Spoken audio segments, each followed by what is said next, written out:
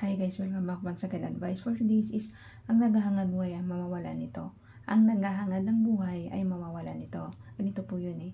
Once sa isang sitwasyon ng buhay natin, may isang pangyayari o aksidente na mas gusto mo pang iligtas yung buhay mo kaysa sa kapwa-tao mo.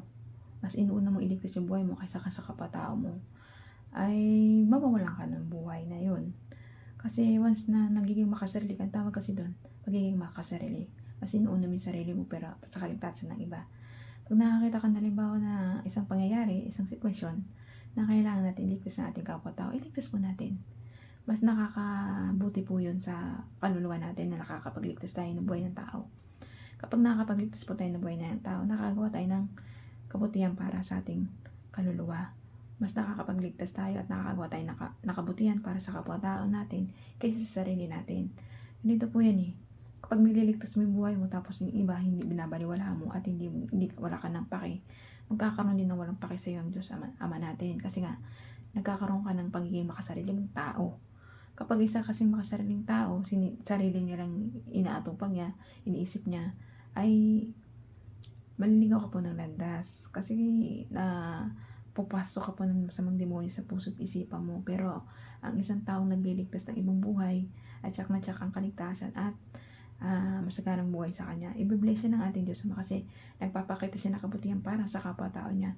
Inisip niya lang yung kapwa-tao niya, yung kaliligtas ng kapwa-tao niya. Tulad ko, inisip ko yung maligtas tayong lahat na mga taong makasalanan.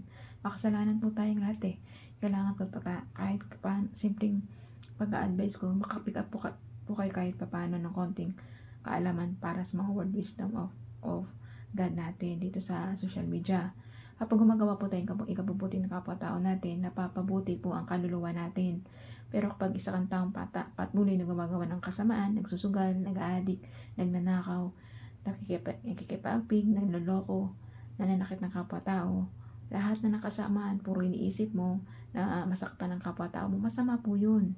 Mag-isip lang pa tayo ng ikabubuti ng kapwa-tao natin para mapabuting kaluluwa natin, para maligtas yung kaluluwa natin at hindi tayo mapunta sa impyerno, sa Hades na hindi namamatay ang apoy ay mauud doon, hindi namamatay.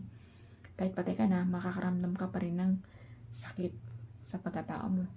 Pero kapag ikaw sa mabuting tao at nagsisisi sa lahat ng mga pagkasalanan ang gawa mo at nagbabalik loob sa ating Diyos Ama, Diyos Anak, Diyos Espiritu Santo, ay tsak na tsak maliligtas yung kaluluwa natin at tayong lahat ay sabay-sabay mapapunta sa paraiso na kasama ng ating Diyos Ama, Diyos Anak at Diyos Espiritu Santo na siyang nagbibigay kaligayahan sa ating mga tao.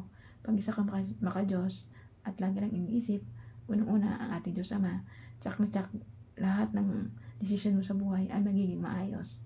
Ang pagpaplano mo, ang pag-isip mo sa kapwa-tao mo, ang pagdarasal mo para sa kaligtasan ng kaluluwa natin at para hindi tayo matukso ng demonyo, dapat natin pong gawin yan sa araw-araw. Ang magdasal para proteksyonan po tayo sa mga spiritualing demonyo na gustong lasunin ang ating isip at puso natin na magalit tayo at gumawa ng kasalanan. Huwag po tayong gumawa ng kasalanan, masama po yun, kasalanan po yun. Pag nakakagawa tayo, nakakapag-isip tayo sa kapwa-tao natin na masama para sa kanya, isipin lang natin ikabubuti ng kapwa-tao natin para mailigtas ang ating kaluluwa at maging mabuti tayo sa mata ng ating Diyos Amang buhay na nasa langit. Hanggang dito lang po aking advice. Ingat po tayong lahat and God bless.